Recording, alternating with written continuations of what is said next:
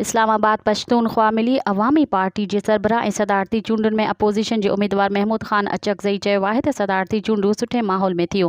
पहिरियों भेरो सदारती चूंडुनि में न को वोट विकिरो थियो न ई वरी ख़रीद कयो वियो। इस्लामाबाद में पार्लियामेंट हाउस जे ॿाहिरां प्रेस कॉन्फ्रेंस कंदे महमूद ख़ान अचकज़ई चयो त सदारती उम्मीदवार नामज़द करण ऐं साथ ॾियण ते PTI जो थो राइतो आहियां। महमूद ख़ान अचकज़ई चयो त पाकिस्तान में कुझु माण्हू सम्झनि था त हिते सभु कुझु ख़रीद करे सघिजे थो, पर कुझु माण्हू अहिड़ा बि आहिनि जेके उन्ही जे मुखालफ़त कंदा आहिनि। मां रब पाक जो थो राइतो आहियां जो हिन साइड ते आहियां।